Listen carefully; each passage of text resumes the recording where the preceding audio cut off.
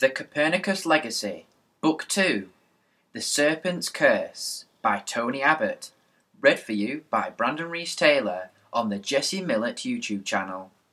Chapter 1, New York City, March 17th, 8:56 p.m. 12 hidden relics, 1 ancient time machine, a mother lost. 7 minutes before the nasty, pumped-up SUV appeared, Wade Kaplan slumped against his seat in the limousine and scowled silently. None of his weary co-passengers had spoken a word since the airport. They needed to. They needed to talk, and then they needed to act, together, all of them. His father, astrophysicist Dr. Roald Kaplan, his whip-sharp cousin Lily, her seriously awesome friend Becca Moore, and his his brother, Darryl. 10 minutes, we'll be in Manhattan, the driver said, his eyes constantly scanning the road, the mirrors, the side windows. There are sandwiches in the side compartments. You must be hungry, no? Wade felt someone should respond to the older gentleman who'd met them at the airport, but no one did. They looked at the floor, at their hands, at their reflections in the windows, anywhere but eye to eye. After what seemed like an eternity, when even Wade couldn't make himself answer, the question faded in the air and died. For the last 3 days, he and his family had come to grips with the terrifying truth. His stepmother, Sarah, had been kidnapped by the vicious agents of the Teutonic Order of Ancient Prussia. You can see the skyline coming up, the driver said, as if it were perfectly all right that no one was speaking. Ever since Wade's uncle Henry had sent a coded message to his father and was then found murdered, Wade and the others had been swept into a hunt for 12 priceless artifacts hidden around the world by the friends of the 16th century astronomer Nicholas Copernicus, the Guardians. The relics were originally part of a Mechanica Tempore, an ancient time machine that Copernicus had discovered, rebuilt, journeyed in, and then disabled when he realised the evil Teutonic Order was after it. What did an old time machine have to do with Sarah Kaplan?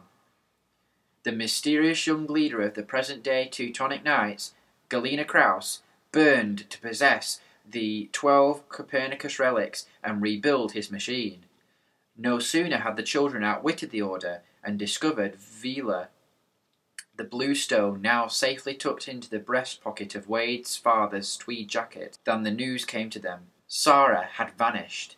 Galena's cryptic words in Guam suddenly made sense, because the Copernicus legend hinted that Vila would lead to the next relic. Sarah would be brought to wherever the second relic was likely to be, to serve as the ultimate ransom.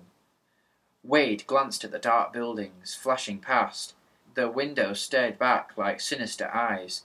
The hope that had sustained his family on their recent layover in San Francisco, that Sarah would soon be free, had proved utterly false. They were crushed. Yet if they were crushed, they were also learning that what didn't kill them might make them stronger and smarter.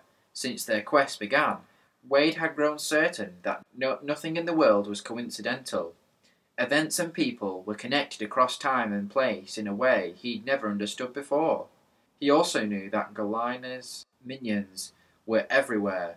Right now, sitting in that car, he and his family were more determined than ever to discover the next relic, overcome the ruthless Order, and bring Sarah home safe. But they couldn't sulk anymore. They couldn't brood. They had to talk. Anxious to break the silence, Wade cleared his throat. Then Lily spoke up. "Someone's following us. It looks like a tank." His father, suddenly alert, twisted in his seat. A Hummer, dark grey. "I see it," the driver said, instantly speeding up. "I'm calling Mr. Ackroyd." The oversized armoured box, thundering behind them, did indeed look like a military vehicle, weaving swiftly between the cars and gaining ground. "The stinking Order," Lily said, more than a flutter of fear in her voice. "Galena knew our plans from San Francisco," Wade said. "She knows every single thing about us." "Not how much we hate her," said Darryl, his first words in 2 hours. That was the other thing. If their global search for the Copernicus relics Texas to Berlin to Italy to Guam to San Francisco, had made them stronger. It had made them darker too. For one thing, they were armed. 2 dueling daggers, one owned by Copernicus, the other by the explorer Ferdinand Magellan, had come into their hands. Wade was pretty sure they'd never actually used them, but having weapons and being a little more ruthless might be the only way to get Sarah back. Galena Kraus will kill to get Vila, Becca said, gripping Lily's hand as the limo bounced faster up the street. She doesn't care about hurting people. She wants Vila and the next relic, and the next, until she has them all.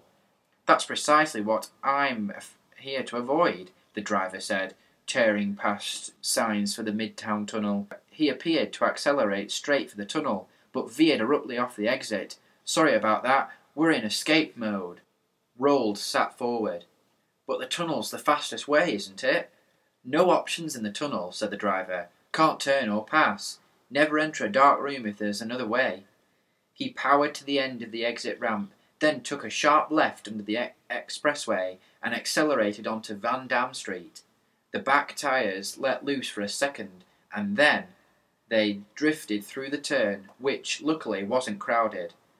Less than a minute later, they were racing down Greenpoint Boulevard, took a sharp left onto Henry, a zig onto Norman, a zag onto Monitor, and then shot past a park onto a street called Driggs. Why Wade even noticed the street names in the middle of a chase, he didn't know, but observing details had become almost a habit over the last days. Clues, he realised, were everything, not merely to what was going on now, but to the past and the future as well. Becca searched out the tinted black window. Did we lose them? 3 cars behind, the driver said. Hold tight, this'll be a little tricky. Wade's father braced himself in front of the 2 girls. Dad, Wade wanted to say, but the driver wrenched the wheel sharply to the right. The girls lurched forward, and he himself slid off his seat. The driver might have been hoping that last little manoeuvre would lose the Hummer. It didn't. The driver sped through the intersection on Union Avenue and swerved left at the final second, sending 2 slow-moving cars nearly into each other. That also didn't work.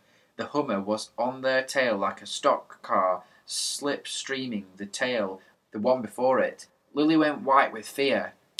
Why don't they just...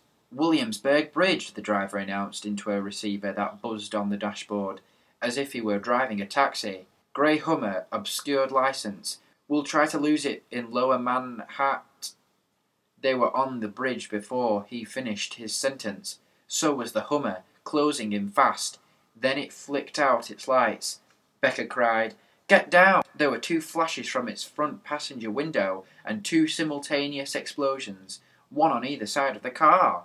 The limo's rear tyres blew out. The driver punched the brakes, but the car slid sideways across 2 lanes at high speed, struck the barrier on the water side, and threw the kids hard against one another. Shots thudded into the side panels. "Oh my God!" Lily shrieked. "They're murdering us!" As the limo careered toward the inner lane, the Hummer roared past and clipped the limo hard, ramming it into the inside wall. The limo spun back across the road, then flew up the concrete road partition. Its undercarriage shrieked as it slid onto the railing, and then stopped sharply, pivoting across the barrier and the outside railing like a seesaw. The driver slammed forward into the exploding airbag. Lily, Becca, Wade and Roald were thrown to the floor. Darrell bounced to the ceiling and was back down on the seat, clutching his head with both hands. Then there was silence. A different kind of silence from before. The quiet you hear before the world goes dark. Looking out the front, Wade saw a field of black water and glittering lights beyond. The limo was dangling on the bridge railing, inches from plunging into the East River.